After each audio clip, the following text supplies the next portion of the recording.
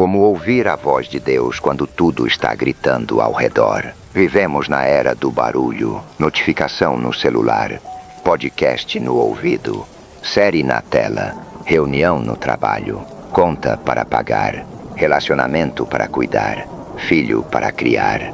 E no meio de tudo isso, uma pergunta que muita gente carrega em silêncio. Como eu ouço Deus nesse caos todo? Ou pior, será que Ele ainda está falando? Porque eu não estou ouvindo nada. Se você já se fez essa pergunta, fica aqui. Porque o problema pode não ser que Deus parou de falar. Pode ser que a gente perdeu a capacidade de ouvir. Primeiro, precisamos desfazer um mito que a cultura religiosa popular criou. Muita gente espera ouvir a voz de Deus como um evento extraordinário. Um sonho dramático, uma visão, uma voz audível saindo do nada. Um sinal impossível de ignorar. E quando isso não acontece, e para a maioria das pessoas não acontece, a conclusão é: Deus não está me falando, ou eu não sou espiritual o suficiente para ouvir. Mas a Bíblia tem uma cena que desmonta completamente essa expectativa. Elias estava exausto, fugindo, escondido numa caverna. E Deus disse que passaria por ali. Primeiro veio um vento forte que rasgou as montanhas e despedaçou as rochas. Mas Deus não estava no vento. Depois um terremoto. Mas Deus não estava no terremoto. Depois fogo. Mas Deus não estava no fogo. E depois uma voz mansa e delicada. Uma brisa suave. Quase nada.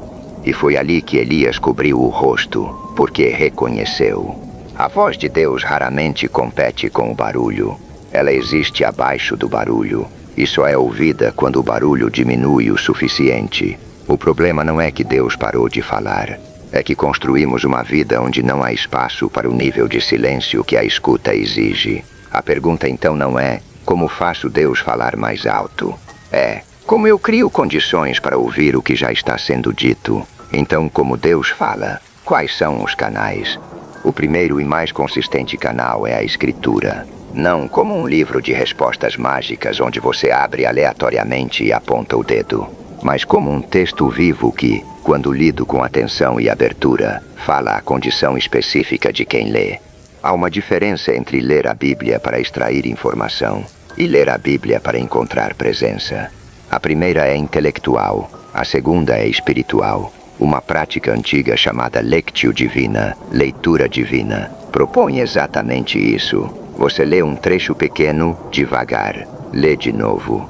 Presta atenção no que ressoa, no que incomoda, no que parece se iluminar para você especificamente. Não o que o texto significa em geral, mas o que ele está dizendo para você hoje. O segundo canal é a oração contemplativa, que é diferente da oração falada.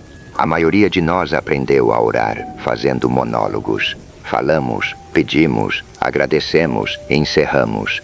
É uma conversa onde só um lado fala, mas conversa de verdade tem escuta.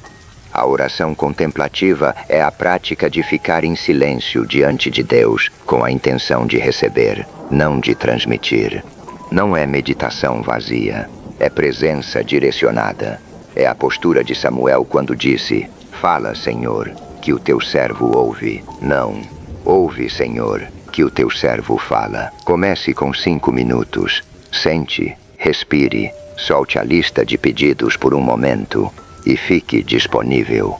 O terceiro canal é a comunidade, e esse é o mais subestimado. Deus fala através de pessoas, através de uma palavra dita no momento certo por alguém que não sabia o que você estava carregando, através de um conselho que chegou de onde você menos esperava, através do confronto amoroso de alguém que se importa com você o suficiente para dizer o que você não quer ouvir. O problema é que a vida isolada e o mundo moderno produz isolamento em escala industrial, fecha esse canal completamente. Se você não tem ninguém com quem falar sobre sua vida interior, você está perdendo um dos principais meios pelos quais Deus se comunica. O quarto canal é a paz interior e exige discernimento. Paulo escreve que a paz de Deus guarda corações e mentes. E em Colossenses diz que a paz de Cristo seja o árbitro nos seus corações. Árbitro, como num jogo esportivo, aquele que decide quando há dúvida. Isso significa que quando você está diante de uma decisão e sente uma paz profunda e estável em relação a um caminho, mesmo que esse caminho não seja o mais conveniente ou o mais lógico, isso merece atenção. Mas cuidado, paz momentânea não é o mesmo que paz profunda. Às vezes o que sentimos como paz é só alívio por escolher o caminho mais fácil. O discernimento aqui exige tempo, maturidade e, de preferência, confirmação em outros canais. O quinto canal é o mais cotidiano de todos, as circunstâncias. Portas que abrem, portas que fecham. Encontros que parecem impossíveis de ser acidentais. Recursos que chegam no momento exato. Caminhos que se tornam impossíveis bem na hora em que você precisaria de uma razão para mudar de direção. Isso não é superstição. É a percepção de que a providência opera no real, no concreto, no dia a dia, nos detalhes da vida ordinária. Mas aqui também é necessário cuidado. Circunstâncias sozinhas não são guia suficiente. Uma porta aberta não significa necessariamente que você deve entrar. Uma porta fechada não significa necessariamente que o caminho está errado. As circunstâncias precisam ser lidas em conjunto com os outros canais. Agora a pergunta prática mais importante. Como saber se o que estou ouvindo é realmente Deus e não minha própria voz, ou o medo, ou o desejo? Essa é a questão do discernimento espiritual. E as tradições contemplativas desenvolveram critérios ao longo de séculos. O primeiro critério: o que você está ouvindo está alinhado com o caráter de Deus revelado na Escritura. Deus não vai te dizer algo que contradiz o que ele já disse claramente no texto bíblico. O segundo critério: o que você está sentindo produz fruto de amor, paz, paciência, bondade, ou produz orgulho, medo, manipulação, isolamento. A voz que leva para o fechamento raramente é de Deus. O terceiro critério: pessoas sábias e de confiança na sua vida confirmam ou questionam o que você está sentindo. O discernimento comunitário é proteção contra auto-engano.